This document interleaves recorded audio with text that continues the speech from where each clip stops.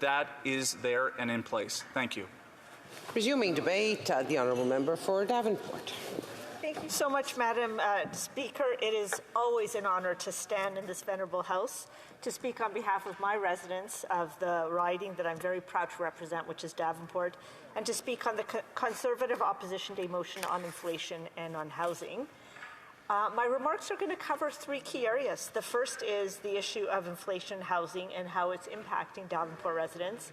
The second is how our federal government, or what our federal government is doing. And the third is problems that I see with some of the key statements that are proposed here in the Opposition Day motion. And unfortunately, I will not be supporting this motion. So, Madam Speaker, in terms of the first thing I want to talk about is how inflation and housing costs are impacting Davenport residents.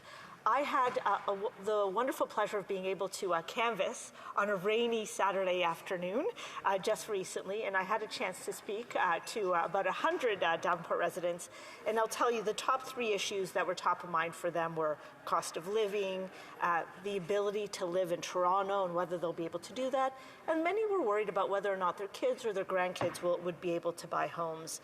And so, you know, we spoke at length at the doors, and I talked to them about all the things that we were doing at the national level. I also prefaced my conversation with them by saying that for over 30 years, all three levels of government in the City of Toronto actually spent very little money on supporting housing affordability or creating affordable housing. And 30 years of non-investment actually has a huge impact. But I said to them that I have a lot of confidence that within the next few years, with all three levels of government working really hard to address the issue, I don't agree with all the decisions at the provincial level, but I will say to you, Madam Speaker, that we're all seized with the issue of housing affordability and affordable housing, and we're working very hard to try to resolve the issue. So I have a lot of confidence that kids and grandkids will be able to have houses that they can buy and that they can afford to buy. And that we will be creating more rental spaces and that we will be creating more spaces for our most vulnerable in our communities. And so this leads me to my second section, Madam Speaker, on what we have done on housing. I'm very proud of our government. Since we've come in late 2015, we have really taken charge of housing and the issue around housing and how to build more housing in this country. So I'll talk to a few aspects of it because I think it's important for people to be reminded about what we have done.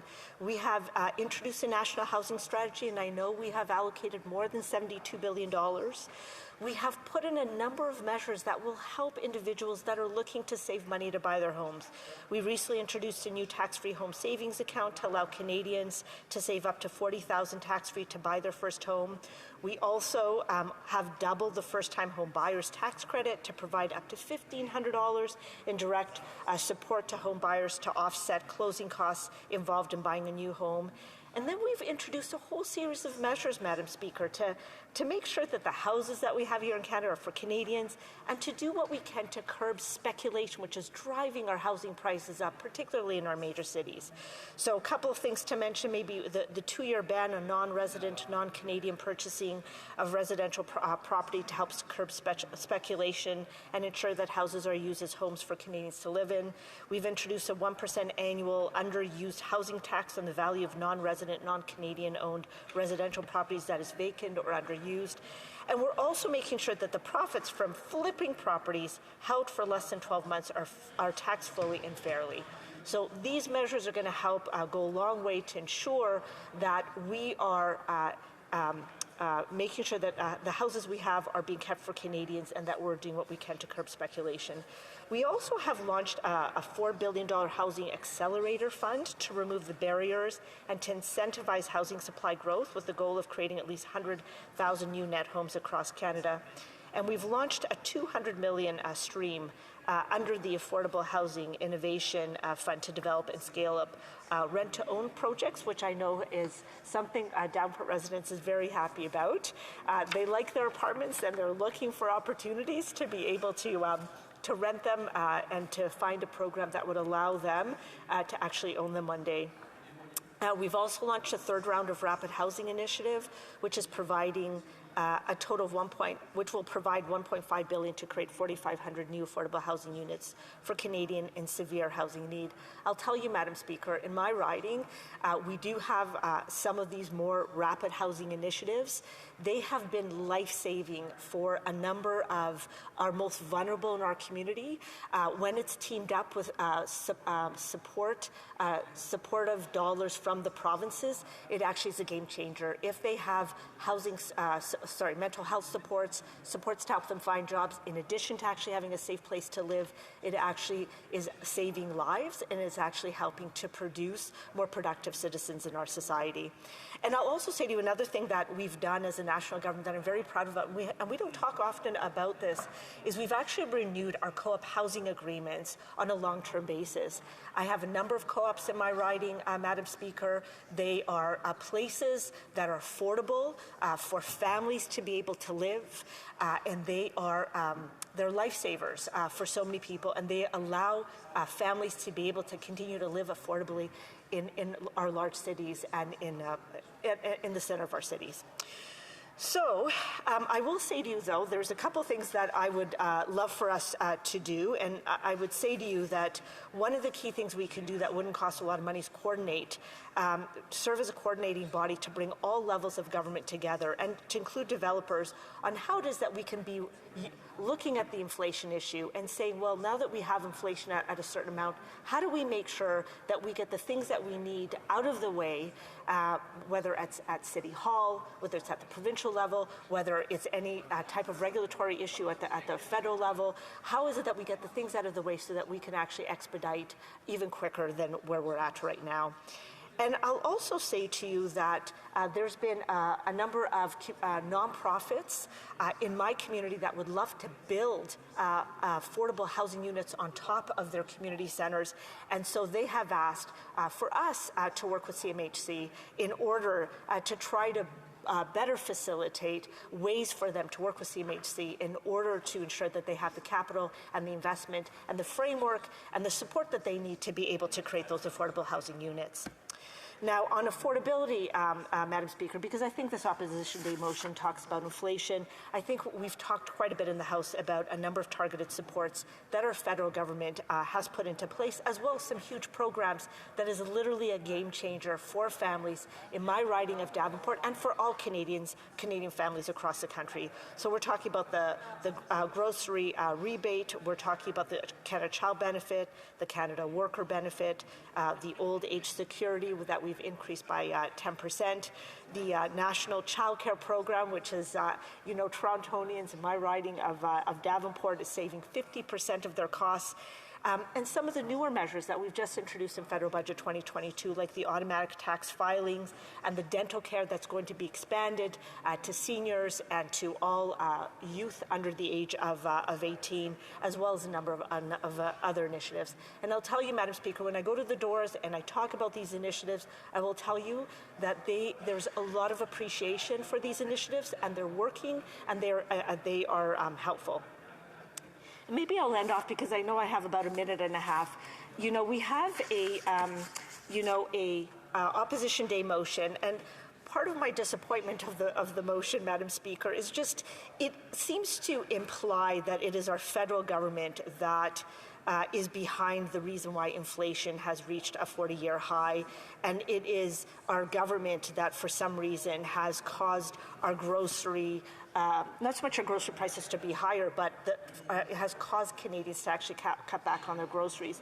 I'll say to you, Madam Speaker, and I think you know this, and I think that members of this House know this, the reason we have high inflation is because of the after effects of COVID, because of supply chain disruptions, because of the geopolitical situation that we have right now, because of the war in Ukraine, and because of a lot of other global economic changes that impacts not only Canada in terms of inflation, but also right around the world. So I'll say to you, I'll end on a positive note. I do like the fact that our Opposition Day members are concerned about housing, about inflation. We all should be concerned about it. I think we should put forward all of our best ideas and continue to try to work together so that we can continue to support Canadians through this very trying time. Thank you so much, Madam Speaker. Questions and comments, questions et commentaires. The Honourable Member for Skeena-Buckley Valley. Thank you, Madam Speaker, and thank you to the member for Davenport for her remarks. One of the things undermining the provision of affordable housing is that when privately owned affordable housing buildings come on the market and are flipped, often they become less affordable for tenants. And this is causing us to move in the opposite direction we need to be moving. Now, one of the things that the government in British Columbia did is they created an acquisition fund so that nonprofit housing providers could buy those housing projects and keep them affordable. And it's something that we've advocated for on a national level. I'm wondering why her government hasn't proposed something similar. And if not that approach, what approach does her government see for ensuring that we don't lose existing affordable housing to private developers? The Honourable Member for Davenport. Thank you, Madam Speaker, and I want to thank the Honourable Member for his question. Look, on Finance Committee, which I have the privilege to serve on, we had been doing a study on inflation and on housing, and I will tell you that we have heard from a number of advocates to say that we really have to look at REITs, the real estate it's a particular type of mechanism that actually allows sort of companies to be able to buy apartment buildings. And what we're hearing in many cases, not in all cases, but in many cases, apartment buildings being bought, then they're slightly renovated, and then the apartment costs actually go up exponentially, and a lot of people have to move out of affordable apartments. So I will tell you our government is looking at that. We are looking at a number of other things that are actually stopping affordable rents that are a number of measures that are stopping us from having affordable housing and housing affordability in the marketplace. We are looking at those, and if the member has other... Questions et commentaires. L'honorable député de Rivière-des-Mille-Îles. The honourable member for Rivière-des-Mille-Îles. I'd like to ask my colleague what she thinks about the proposal to associate the federal funding levels with immigration levels in a province. Thank you, Madam Speaker. Funding levels with... Madam Speaker, I don't know if I totally understood the question, so I apologize for that. Whether the appropriate funding levels with the immigration levels.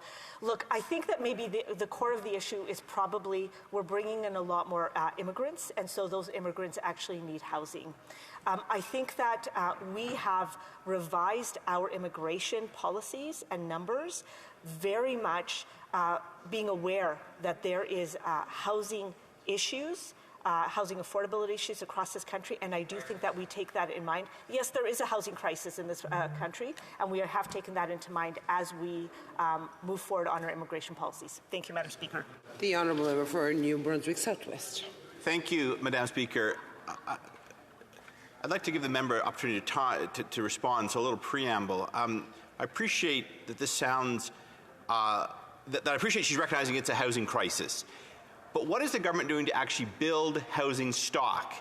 The patchwork approach the government has taken, the whack-a-mole approach to come out with a new program for its failures, is not helpful in the long term. We need to build more housing both for Canadians and new Canadians. What exactly is the government doing to get more housing stock on the markets? The Honourable Member for Davenport. Thank you, Madam Speaker. We're actually doing a lot, but I'll mention two key things. One, rapid housing is actually getting a lot of the housing for most vulnerable, for new Canadians, actually built very quickly. And if you talk to mayors right across this country, they will tell you that that is a very successful program, and that's why we're about to introduce the third stage. The second thing is the $4 billion Housing Accelerator Fund. That is actually going to help incentivize cities to actually eliminate a lot of their red tape and a lot of their long timelines in order to actually get housing built in the cities. So those are two key things that we've put into place. There are many other initiatives, but I've run out of time. Thank you, Madam Speaker. Very brief question from the Honourable Member for Sandwich Grove Files. Thank you, Madam Speaker, and to my honourable friend from Davenport. I'm so pleased that she raised the issue of REITs, the real estate investment trusts that allow corporations to intervene and turn homes into investment properties where the prices get spiked and taxpayers lose. I was pleased to hear her say the Liberals were interested in looking at this. Motion 71, introduced by Green member from Kitchener Centre, deals with it in detail, and I hope she'll support it. The honourable member for Davenport, 10 seconds. I want to thank the honourable member for her question, for raising this. I will tell you, when we heard about this on Finance Committee, we were all very concerned about it. My understanding is that we are looking at it right now. We are studying it. And I know that there's many of us who are advocating for immediate and urgent changes. Thank you. Resuming debate.